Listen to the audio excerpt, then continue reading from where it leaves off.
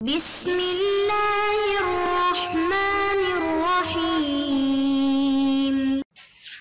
اعوذ باللہ من الشیطان الرجیم، بسم اللہ الرحمن الرحیم۔ عزیز طلباء کرام، جہت رابعہ میں ہماری بحث جو ہے وہ طلب اور ارادے کی جانب پلٹ گئی، اور مصنف نے اصل بحث کو ذکر کرنے کے بعد کہ ہماری طلب سے مراد طلب انشائیہ ہے، ارادے اور طلب کے درمیان میں تفاوت کی بحث کو بیان کیا، اور ذکر کر دیا کہ مشہور امامیہ جو ہے اور معتزلہ جو ہے اور مصنف یہ اس چیز کے قائل ہیں کہ طلب اور ارادہ جو ہے وہ ایک ہے، جبکہ اشاعرہ اور محقق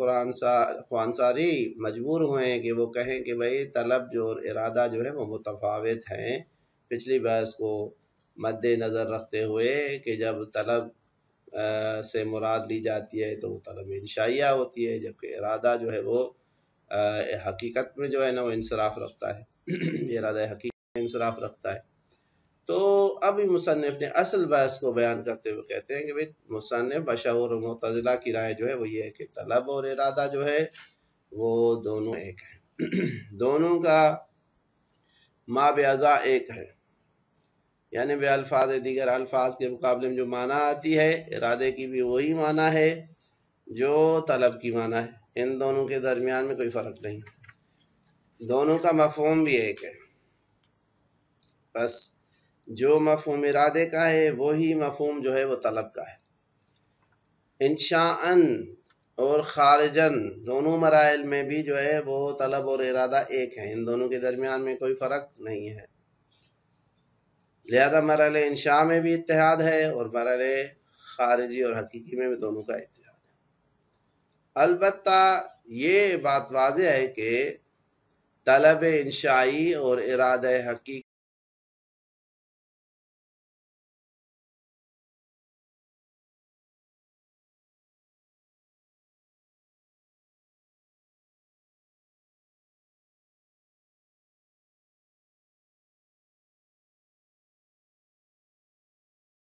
فرق نہیں ہے، یعنی اگر فرض کیا جائے کہ طلب حقیقی ہو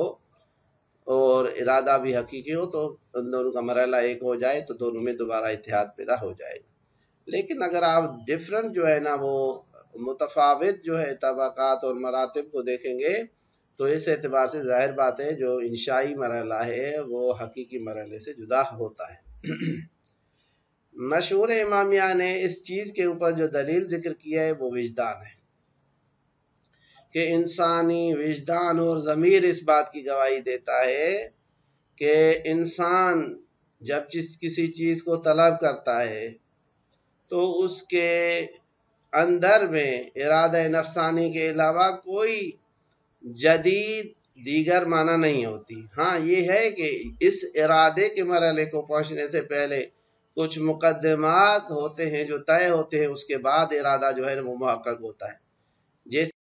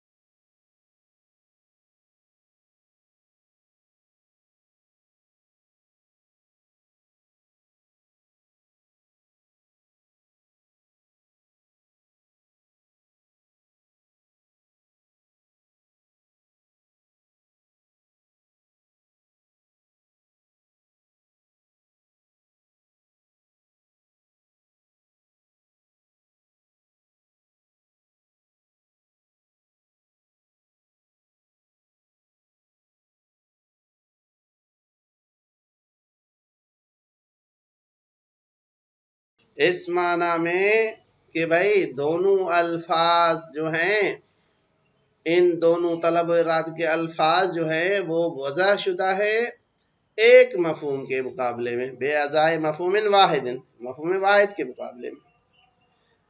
وما بأزائے احد ما فی الخارج یکون بأزائے الآخر، خارج میں جو مصداق طلب کا مصداق ہے طلب کے مقابلے میں آتا ہے، ارادے کے مقابلے میں بھی وہی مصداق آتا ہے. بس وجود خارجی کے اعتبار سے، تحقق مصادیق کے اعتبار سے بھی ان دونوں کے درمیان میں کوئی فرق نہیں ہے. وہی مصداق جو طلب کا مصداق ہے وہی ارادے کا مصداق بھی ہے. وَالطَّلَبُ الْمُنْشَأُ بِلَفْظِهِ أَوْ بِغَيْرِهِ عَيْنُ الْإِرَادَةِ الْإِنشَائِيَّةِ، کہ بھائی وہ طلب جو لفظ طلب کے ذریعے سے انشاء ہوتی ہے یا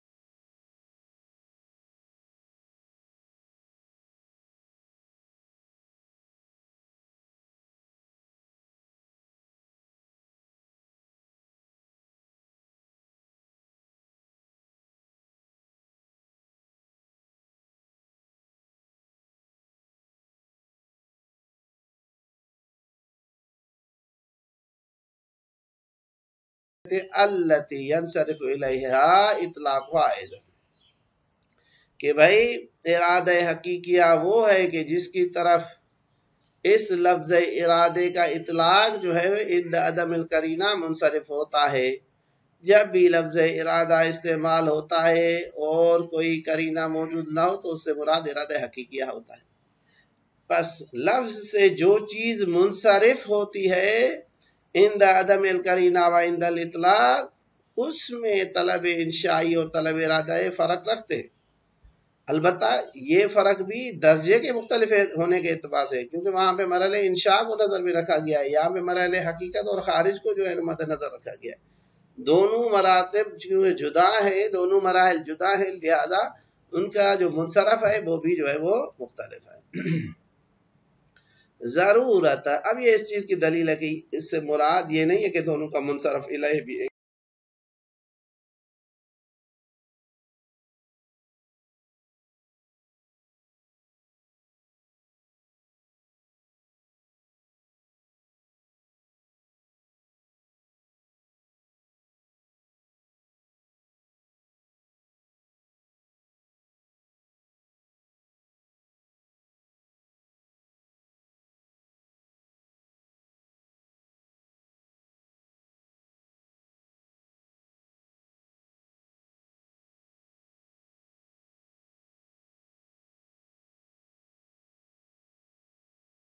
لیا کہ مراد جو ہے عینیت اور اتحاد سے کیا ہے، دونوں عین ہیں اور دونوں جو ہے متحد ہے مراحل کے اعتبار سے،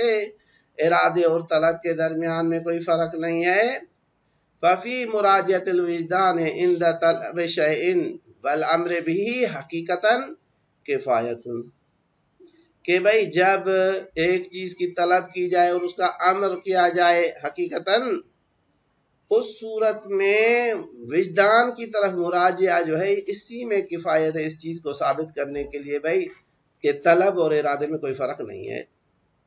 فلا یحتاج الی مزید بیان و اقامت برہان، لہذا مزید کسی بیان اور دلیل کے اقامے کرنے کی ضرورت نہیں ہے، کسی برہان کو قائم کرنے کی ضرورت نہیں ہے۔ فإن الانسان لا یجد، بتحقیق انسان جو ہے وہ اپنے اندر نہیں پاتا غیر الارادۃ القائمۃ بالنفس،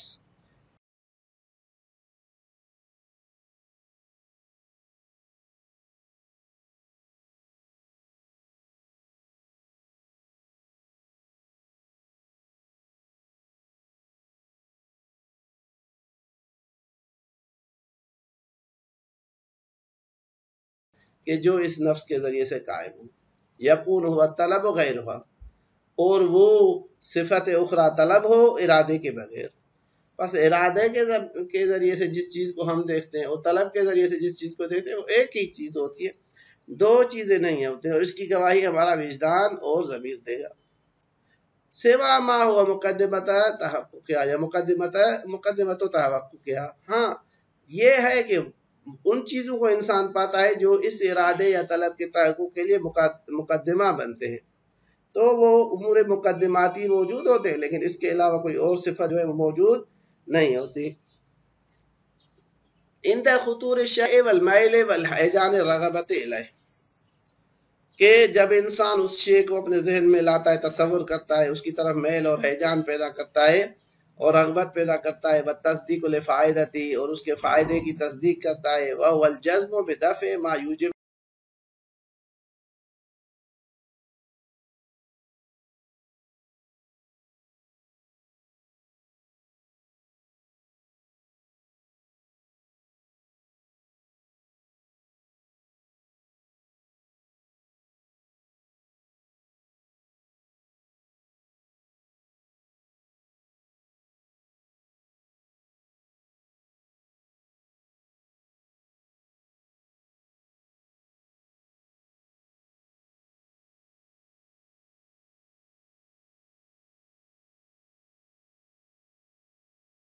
کہتے ہیں اور ہم اس کو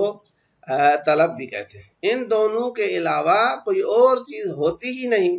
کہ جس کو ہم کہیں کہ بھائی طلب سے مراد مثال کے طور پہ یہ صفت ہے، جبکہ ارادے سے مراد جو ہے نا وہ یہ صفت نہیں کوئی اور ہے۔ وبالجملہ،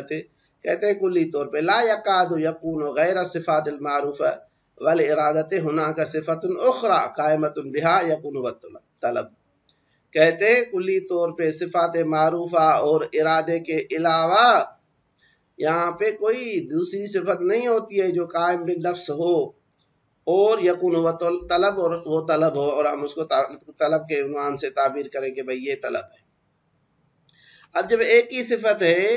اور عنوان دو ہیں، کہتے ہیں فلا محیصہ اتحاد الارادۃ والطلب، لہذا کوئی چارہ نہیں کہ انسان جو ہے وہ ارادے اور طلب کے اتحاد کا قائل ہو، کہے کہ بھئی دونوں سے مراد جو ہے وہ ایک ہے، دو مراد نہیں ہے۔ وَأَن يَكُونَ ذَاكَ الشَّوْقُ الْمُعَقَّدُ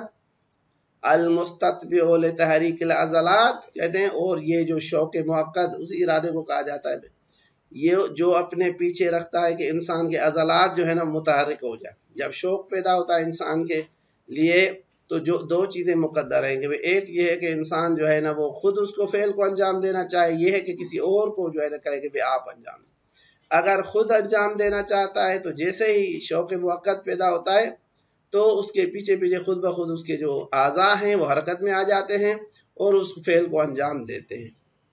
لہذا کہتے ہیں المستتبع لتحریک العضلات فی ارادۃ فعل بالمباشرۃ، کہ وہ شوق جو اپنے پیچھے اعضاء انسانی کے تحرک کا سبب بنتا ہے جب اسے ارادہ کیا جائے جو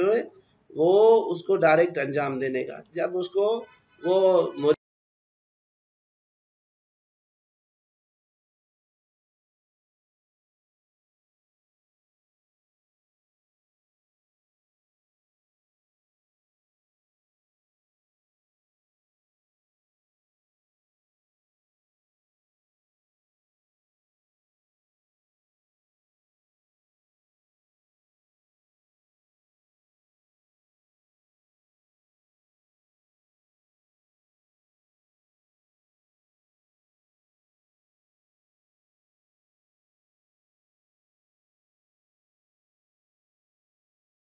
فقط لفظ امر کے ساتھ مخصوص نہیں ہے، دیگر جو صیغہ انشائیہ ہیں ان میں بھی یہی چیز ہے۔ والجمل الخبریہ،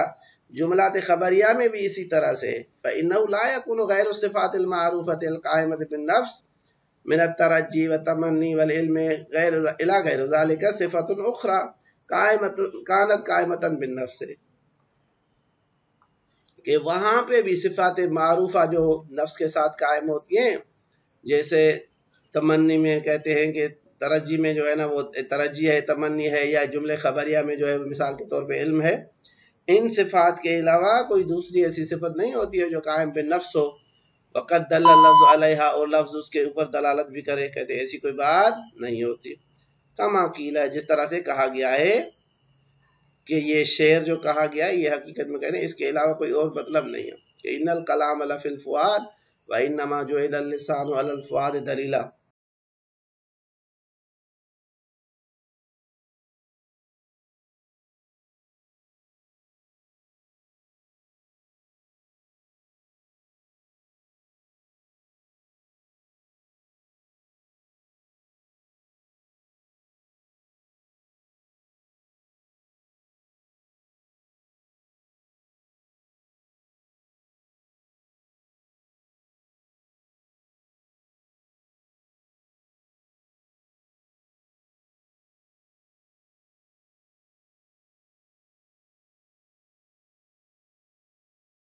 طور پہ کلام نفسی ہو، ایسی کوئی چیز جو ہے وہ ہمیں دکھائی نہیں دیتی، ہم اسی چیز کو نہیں دیکھتے۔ صلی اللہ